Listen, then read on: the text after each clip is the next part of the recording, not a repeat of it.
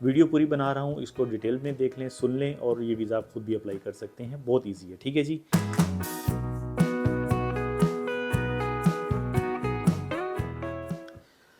Ji friends, welcome back to my channel. तो जी आज की वीडियो है कि यूरोपियन कंट्री की, अल्बानिया की, इसका वीज़ा अप्लाई करना है, टूरिस्ट वीज़ा, क्या तरीकाकार है, डॉक्यूमेंट्स कैसे अप्लाई करने हैं, क्या क्या चाहिए।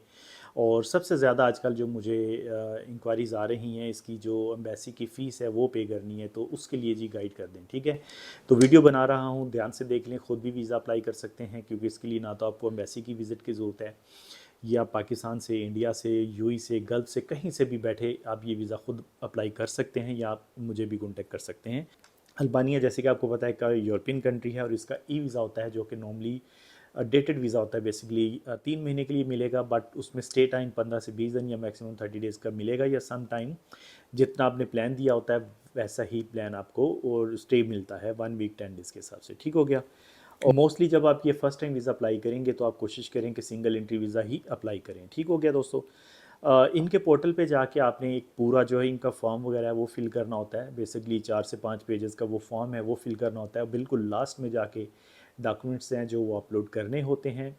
और डॉक्यूमेंट्स की अगर बात की जाए तो आपका जैसे यूई वाले हैं उनकी, या गल्फ़ वाले जो हैं, यानी जो अपनी कंट्री से किसी दूसरी कंट्री के रेजिडेंट हैं, तो उनकी जो रेजिडेंस आईडी है, यानी कि एमिरेट्स आईडी जो होती है, वो 1 साल से पुरानी होनी चाहिए, यानी 12 महीने से पुरानी होनी चाहिए।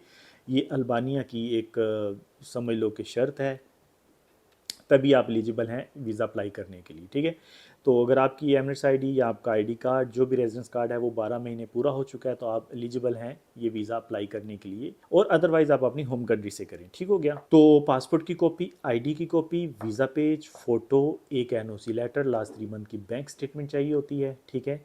साथ में आपका hotel booking, ticket, travel insurance, ये सब आपने देना होता है। एक ट्रैवल आइटनरी देनी है, साथ में आपने कवरिंग लेटर देना है।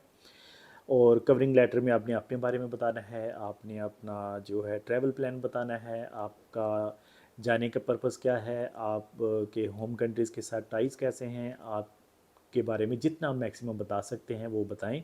और कोशिश करें कवरिंग लेटर 2 या 3 पेजेस से ज़्यादा बड़ा नहीं होना चाहिए। ट्रैवल आइटनरी कम अज़ कम 5 से 7 दिन की आप दे सकते हैं, जिसमें 1 सिटी या 2 सिटी को भी आप उसमें ऐड कर सकते हैं, ठीक हो गया जी। तो ये सारे डॉक्यूमेंट्स के साथ साथ आप एडिशनल डॉक्यूमेंट्स आपके पास अगर हैं, टेनेंसी कॉन्ट्रैक्ट है वो लगा दें, गाड़ी का लाइसेंस होता है या कार मुल्किया होता है वो लगा दें।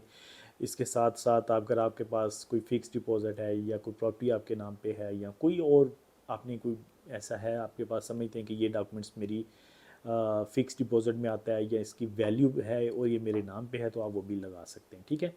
साथ साथ अगर आपने कोई ट्रैवल किया है तो आपकी ट्रैवल हिस्ट्री के जो डॉक्यूमेंट्स होते हैं वो लगाएं। लेबर वीज़ा की जो कैटेगरी होती है उस पर तो ये वीज़ा टूरिस्ट आप बिल्कुल भी अप्लाई नहीं करें, क्योंकि ये वीज़ा आपका रिजेक्ट हो जाएगा, आपको वीज़ा नहीं मिलेगा। जिनकी आईडी की वीज़ा डेजिग्नेशन होती है sales officer, sales supervisor, sales manager, accountant, manager, partner, engineer, investor, director, यानी अच्छी कैटेगरी की जो वीज़ा डेजिग्नेशन होती है और जिसमें 6,000 से ऊपर सैलरी होती है उसको ही तभी आप ये वीज़ा अप्लाई करें, अदरवाइज़ चांसेस बहुत कम है कि आपको ये वीज़ा नहीं मिलेगा। और कोशिश करें कि होटल बुकिंग जो लगाएं वो पेड लगाएं और उसके साथ उसका वोचर लगाएं, ठीक है। और दूसरा ये है कि जब ये सारे डॉक्यूमेंट्स आपने स्कैन कॉपीज़ कर लेनी है तो उसमें एक और ऑप्शन आता है, आपकी लास्ट 12 मंथ की बैंक स्टेटमेंट। बेसिकली वो ऑप्शनल आती है, आपने अगर वो लगानी है तो आप लगा सकते हैं, अदरवाइज़ लास्ट 3 मंथ की बैंक स्टेटमेंट काफ़ी होती है, जो कि यूई की अगर बात करूँ तो 25-30 हज़ार दरम तक हो तो इजीली आप उसको मैनेज कर सकते हैं, ठीक है जी। तो ये सारे डॉक्यूमेंट्स आपने अपलोड कर देने हैं, डॉक्यूमेंट्स आपके रिव्यू में चले जाएंगे। फिर कुछ दिन के बाद इनका मैसेज या ईमेल आती है कि आपका फर्स्ट जो रिव्यू जो है वो कंप्लीट हो चुका है, अब सेकंड क्या है कि आपको पेमेंट करनी है।